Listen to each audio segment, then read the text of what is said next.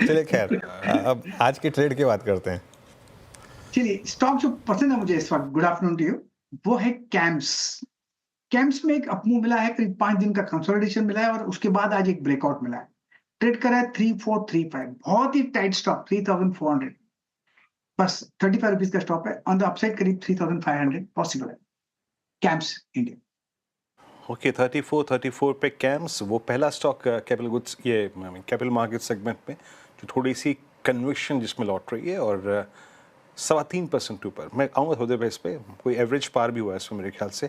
शिल्पा जी, good afternoon. आपको भी छोटी होली की हार्दिक शुभकामनाएं। आपका कॉल मैम इस वक्त का। जी, हैप्पी होली टू एवरीवन।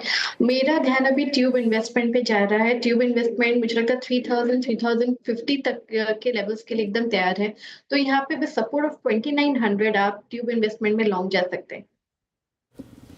ठीक है, ट्यूब इन्वेस्टमेंट में लॉन्ग करने की सलाह है शिल्पा जी की तरफ से। सचिन जी, रंगों का त्यौहार आपको मुबारक और गुड आफ्टरनून। आपकी पिक बताइए आज की।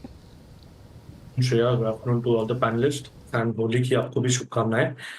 सुबह मैंने सीमेंस में एक ट्रेड सेटअप हाईलाइट किया था, लगभग अराउंड 4980 के आसपास एक ब्रेकआउट लेवल था एंड 5240 के मैंने पोजिशनल टारगेट्स यहाँ पर दिए थे। तो एक अच्छी मूव यहाँ पर अनफोल्ड हुई है एंड प्लस वापस मुझे लग रहा है एक अच्छा पुल बैक मिल रहा है। तो आई थिंक 4980 के आसपास वापस खरीदारी करने की ही सलाह होगी सीमेंस के फ्यूचर में।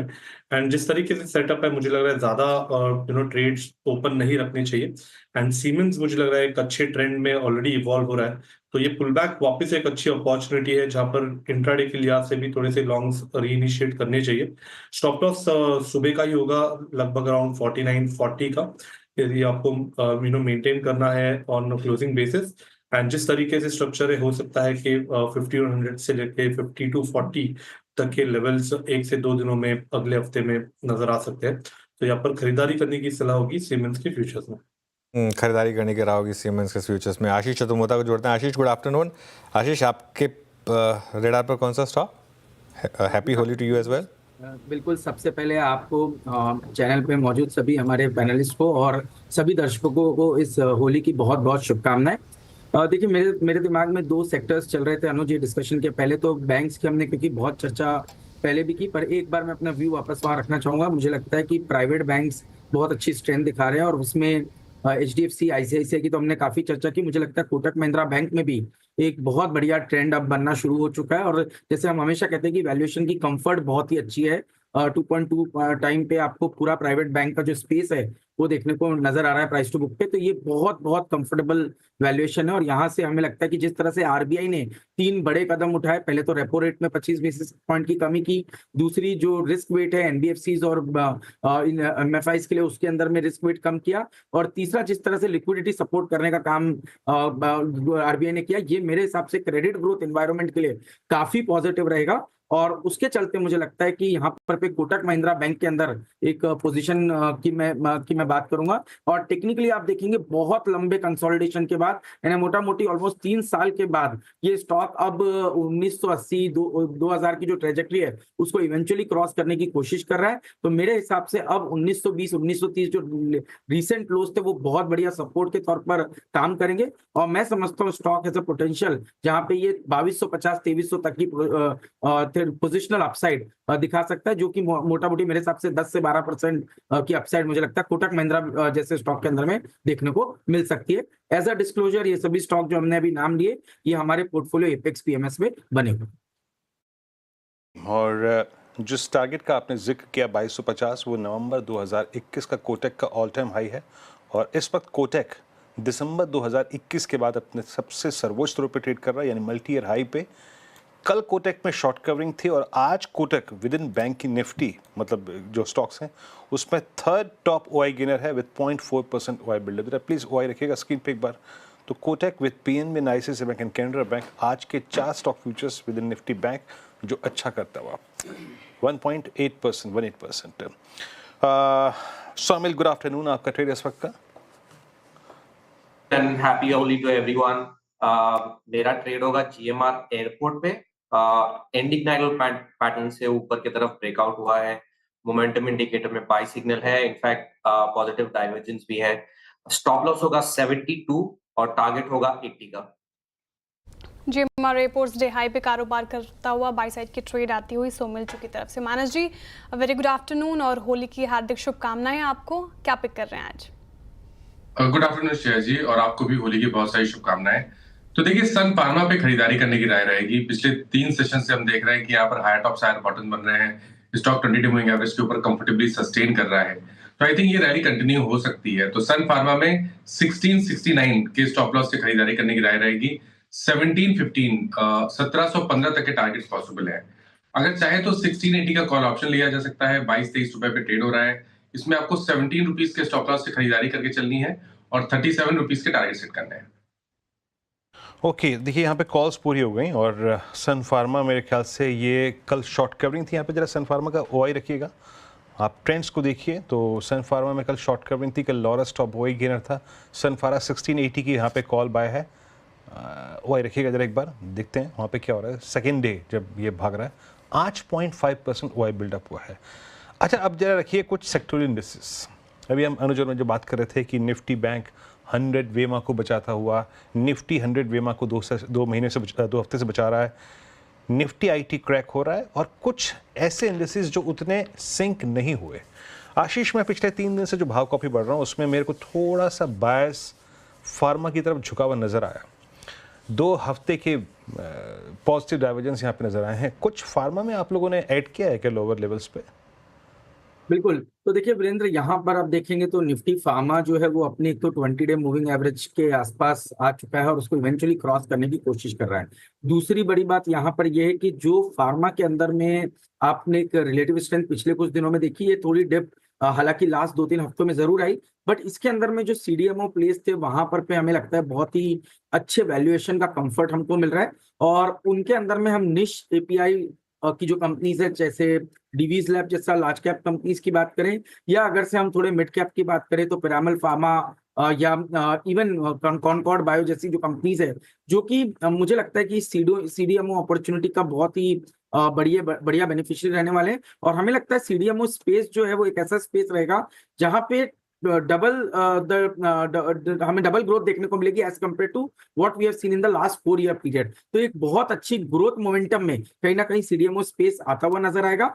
एक जो ओवरहैंग इस समय पे पूरे स्पेस में बना हुआ है वो है कि किस तरह के टैरिफ और ट्रेड वॉर्स की जो बात चल रही है, किस तरह से टैरिफ लगेंगे, रेसिप्रोकल टैक्सेस की जो बात चल रही थी, उसके चलते थोड़ा सा जरूर एक साइडवेज ट्रेंड है। बट हमारा ये मानना है कि सीडीएमओ अपॉर्चुनिटी काफी इंटरेस्टिंग रहेगी और प्रिफर्ड बेट रहेगा डिवीज लैब, पिरामल फार्मा, जो थोड़े से हमें एपीआई प्लेस में काफी अच्छे लग रहे हैं। और अगर से थोड़ा सा प्योर प्ले हम जेनरिक सेगमेंट को प्ले करें तो हमें लगता है सन फार्मा एक अच्छा बेनिफिशियरी रहेगा, क्योंकि वहां पर पे यूएस के भी जो उनका के अंदर जो प्लांट है उसकी वजह से उसमें काफी पॉजिटिव एडवांटेज रहेगा। तो ये 3 स्टॉक्स पूरे फार्मा स्पेस में हमें अच्छे लगते हैं और एज अ डिस्क्लोजर डिवीज और पिरामल फार्मा जैसे स्टॉक हमारे पोर्टफोलियोज में भी बने हुए। सन फार्मा, पिरामल फार्मा और डिविस लैब अच्छे लग रहे हैं आशीष जी को। ये तीनों स्टॉक्स डार पे रखने की सलाह। इनफैक्ट सन फार्मा देखिए डे हाई पे कारोबार कर रहा है। डॉक्टर रेड्डी फार्मा पैक का ये स्टॉक, इसमें भी अच्छी खासी तेज़ी। सिप्ला देखिए डे हाई के आसपास कारोबार कर रहा है। पूरे फार्मा सेक्टर में आज अच्छी तेज़ी आपको देखने को मिलेगी। लेकिन एक बार डिफेंस स्टॉक्स की बात कर रहे हैं, शुरुआत से ही आज हम देख रहे हैं बीईएल जैसे स्टॉक में तेज़ी है, ऑर्डर बुक मजबूत होने के कारण। इनफैक्ट आप देखिए मजगांव डॉक में भी आज अच्छी तेज़ी। Cochin shipyard, garden reach ship builder जैसे स्टॉक में लगभग 1% की तेज़ी हमें देखने को मिल रही है। गाबा जी, आप बताइए, जिस तरीके से डिफेंस स्टॉक्स में आपको पिछले कुछ दिनों से तेज़ी देखने को मिल रही है, डिफेंस सेक्टर से कोई स्टॉक अभी फिलहाल आपको अच्छा लग रहा है? सुबह कुछ ट्रैक्शन दिखा रहा था बीईएल, लेकिन वहां पर अब ब्रेकआउट तो मिला, लेकिन ऊपर ही है, नो डाउट अबाउट इट, लेकिन कॉन्फिडेंस इतना दे नहीं रहा है, तो I think I skip it out. HL में शायद देखते हैं अगर यहाँ पर कुछ तेजी है तो। नहीं, बिल्कुल आई थिंक अवॉइड करना चाहिए। गार्डन शिपयार्ड में भी साइडवेज जोन है, क्लैरिटी मिसिंग है एक्चुअली।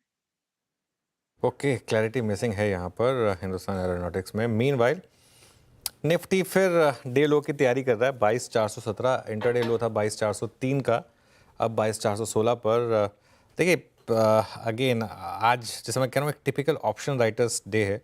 अगर आप टॉप ट्रेडेड ऑप्शंस देखेंगे, टॉप 5 ट्रेडेड ऑप्शंस सब में ऑप्शन वैल्यू इरोड हुई है 80 से लेके 97% तक, और मैक्सिमम टॉप ट्रेडेड ऑप्शन 0 बन गए। थोड़े से ऑप्शन है जिसमें अब थोड़ा बहुत प्रीमियम बचा है, वो सिर्फ इंटेंसिक की वजह से, जैसे 22,450 की पुट या 22,400 की कॉल, उसमें थोड़ा बहुत प्रीमियम बचा है, बट अदरवाइज पूरा का पूरा मामला जो है आज ऑप्शन राइटर्स का रहा। एक स्टॉक लेकर आइए जरा, पीबी फिनटेक। आज करीब करीब 5-5.5% नीचे ये स्टॉक ट्रेड करता हुआ दिखाई देगा। आशीष, पीबी फिनटेक ये काफ़ी बड़ा आउट परफॉर्मर रहा है पिछले 2-3 साल में, लेकिन पिछले कुछ दिनों में कुछ साइंस हैं क्रैक के यहाँ पर।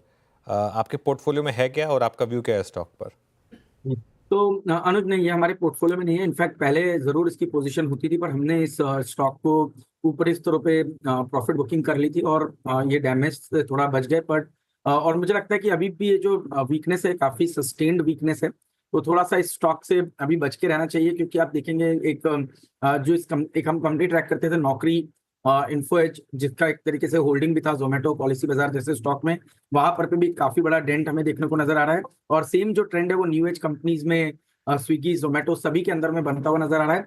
हालांकि अभी भी हम जोमेटो हमारे पोर्टफोलियोज में होल्ड रख रहे हैं, क्योंकि हमारा ये मानना है कि यह शायद 1 या 2 क्वार्टर हो सकता है कि इस कंपनी को चैलेंजेस फेस करना पड़े, क्योंकि जो कैश बर्न है वो काफी स्ट्रांग हो रहा है न्यू डार्क स्टोर्स ओपन करने के कारण। बट इवेंचुअली ये कंपनी काफी स्ट्रांग रिकवरी दिखाएगा अर्निंग ग्रोथ के टर्म में। तो हमारी जो प्रिफर्ड बेट पूरे न्यू एज बिजनेस में रहेगी वो जोमेटो रहेगी। बट उसमें भी मुझे लगता है कि शायद प्राइस डैमेज देखने को मिले, बट एक अच्छा बाय ऑन डिप का कैंडिडेट जोमेटो नजर आता है। जहां तक कि पॉलिसी बाजार का सवाल है, मुझे लगता है अभी इससे थोड़ी दूरी बनाए रखना ही सेफ रहेगा।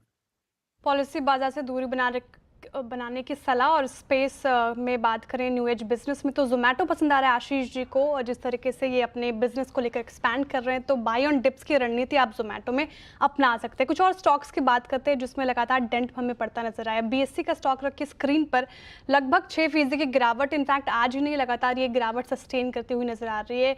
काफ़ी ज़्यादा रैली भी देखी हमने कैपिटल मार्केट वाले शेयर्स में, बीएससी हो गया, सीडीएसएल हो गया, लेकिन जिस तरीके से गिरावट हावी होती जा रही है, शिल्पा जी आप बताइए, क्या अभी ये सही समय है जिनके पास नहीं था बीएससी एक्यूमुलेट करे, फ्रेश एंट्री ली जा सकती है इस करंट मार्केट प्राइस पे, या फिर अभी फिलहाल अवॉइड करना चाहिए और पेन हो सकता है? जी बिल्कुल श्रेया, मुझे लगता है अवॉइड ही करना चाहिए, क्योंकि यहाँ पे एक रेलेंटलेस सेलिंग है और यहाँ पे कोई भी बॉटम आप समझने के लिए ट्राई करेंगे तो भी वो उसको ब्रीच कर रहा है। 4000 के नीचे स्टॉक ट्रेड कर रहा है, यहाँ से 3600 लेवल्स पे आ सकते हैं। एक बार 3600 में हम लोग वापस रिवैल्यूएट कर सकते हैं कि वहां पे सपोर्ट है या नहीं, बट अभी के लिए अवॉइड। थोड़ा आगे बढ़ते हैं और